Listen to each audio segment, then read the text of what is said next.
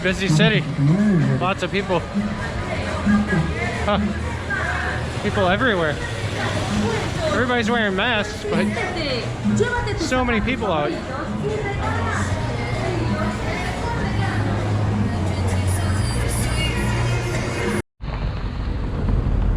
I'm here trying to visit as much of this city as possible. So I'm trying to see as much as possible. And I keep saying this, but the architecture is beautiful. You can see behind me.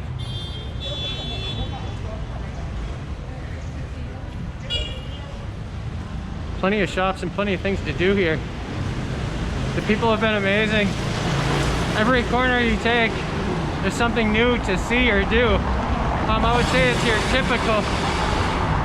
your typical tourist city center with plenty of shops. But it's more than just that. It has a flavor to it. It's beautiful here. Just can't get enough. Every block you go down is different. It's probably like this for miles and miles. So.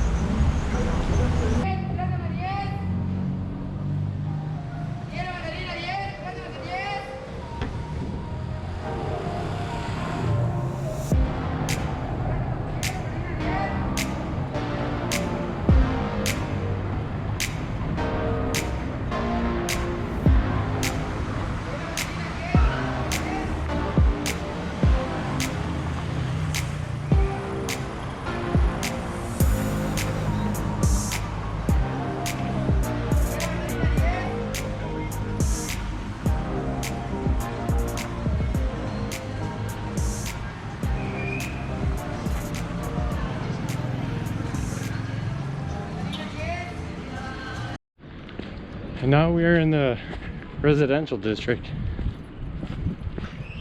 the neighborhood in which I'm staying. So I want to talk a little bit about what a lot of people ask when I first moved here, and that's the obvious of, isn't it dangerous here in Mexico?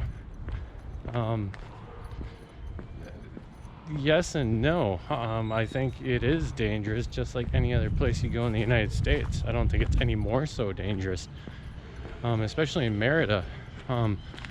After I moved to Merida, I was surprised to learn that it's one of the safest cities in the world. I believe, and I could be wrong, that it was ranked in the top 10 of safest cities in the world to live.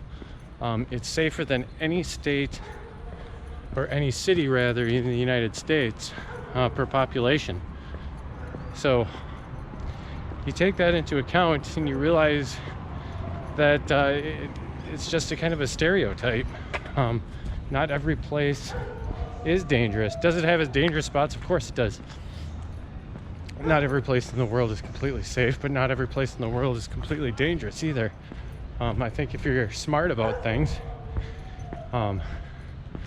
where you're walking, where you go, know the neighborhoods, everything will be fine. One thing that I did want to touch upon is the people here. The people here have been outstanding. There was an incident about a week ago where I was trying to take money out of an ATM machine, and it didn't work. They didn't have a sign on it or anything, and I should have known because people weren't using it. It didn't work, so I took my card and waiting for my card to come out. Finally, some gentleman from France came up to me. He's like, "Oh, that's broken." I was like, "Oh."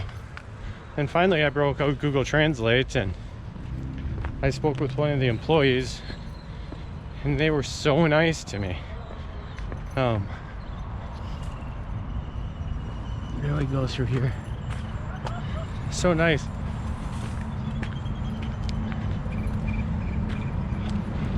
And then a lady from the bank came out and asked me what was going on. Like I said, I broke out Google Translate and was using that, saying, "Hey, I didn't know it was not in service," whatever the case may be. And she got me help.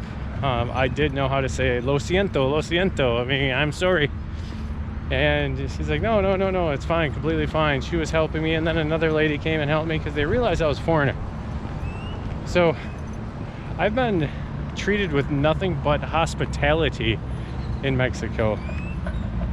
In fact, more so than I expected. I was expecting, especially during traveling during a pandemic, I was expecting a lot of people to kind of give me an attitude for traveling around. And you may ask right now, why am I walking around without a mask on? Well, I got a mask on, but there's nobody else around.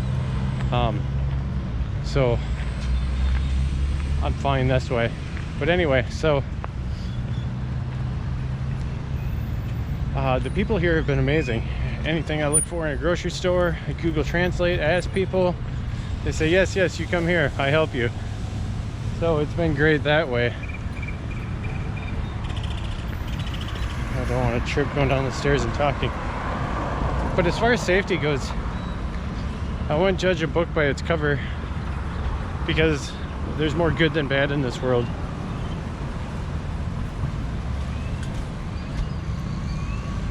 And I think definitely there are some situations where you might get into where you probably shouldn't be, where the crime is much higher, and there's people that don't want you there, but just don't go in those areas. Those areas, like I said, we have those in the United States as well. So just stay away. But I definitely would not not travel to Mexico because you heard it's a dangerous place, especially off of the tourist places. Like, I'm in Merida, it's not very touristy, especially where I live. I got an Airbnb in the city. I live along with the people here, so it's been great. Definitely don't judge a city outside of the tourist zones, outside of Cancun, Puerto Vallarta, and places like that.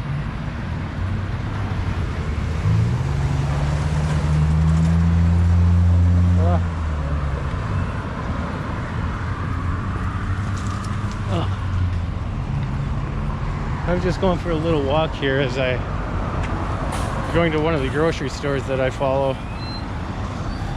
This looks like a good time to cross the street. Run across the street.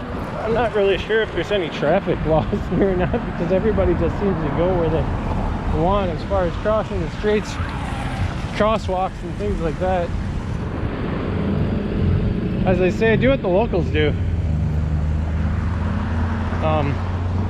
So yeah, I don't want to keep filming because there's a lot of police around right now, and they don't like being filmed, and they start to question what you're doing out here.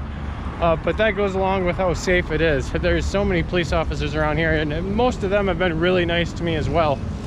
But a lot of the times they'll stop you and ask you what you're doing. Right now I'm on my way to the grocery store, so I did want to take you along tonight. It's almost, the sun's almost going down. You can just kind of see how beautiful the sky gets. I love Mexican sunsets. They've been beautiful. So don't shy away from coming here. Come here. The people are amazing.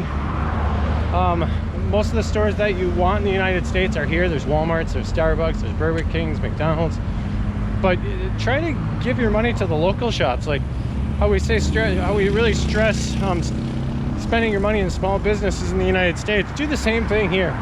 The economy is much worse off here than it is in the United States. So when you spend on small businesses, you literally give money to people that are living day by day. I've seen so many things here where people are struggling in the streets. The homeless population it's bad. There's a lot of stray animals around here, which is really sad too. And I'm an animal lover. Seeing dogs and cats with no meat on their bones whatsoever, I mean, it's sad. So when you are here, if you could spare a little bit of extra money for animal shelters and things like that, I know people are very appreciative of that. So that's one thing to think about when coming here. And then, like I said, give your money to the locals. Spend local. Spend on small businesses. Right now the market I'm going to is just a local small little market. It's not like a street market like you would think of, but it's a regular store. but it's still a small business here, and so that's what I really like to give my money to. As far as the language barrier goes, yes, it exists. I don't speak anything. That's why I kind of got this haircut. In the States, the number 4 clippers is like something that I normally get. Looks nice, a little bit of hair on my head. Well, I went into this barber shop and said I would take a number 4 clippers, and he kind of looks at me and surprised, and he picks up Google Translate and says, "Are you sure?" I was like, "Yes, it's what I normally get," I wrote back. So my hair was getting really long, so he put the clippers to it, and boom, one swipe through, this is how it looked, which I don't mind because it's really hot here. But there's definitely a language gap. So if you can learn a little bit of Spanish, it's going to go a long ways, and the people will really respect it too. So it's one thing to think about, is just learn a couple words, and I mean a little bit more than buenos dias and hola. Learn really what you want. Practice the words in Google Translate. There's so many resources out there nowadays where you have no excuse to not learn something, and that's to my own fault as well. I don't practice as what I should, but now I'm practicing almost every day. So with that said, I'm almost at the store. I just wanted to take you along and bring you through something that's not a really touristy area, and more of a just where everyday people work and live. So this is it. Bye. Yes.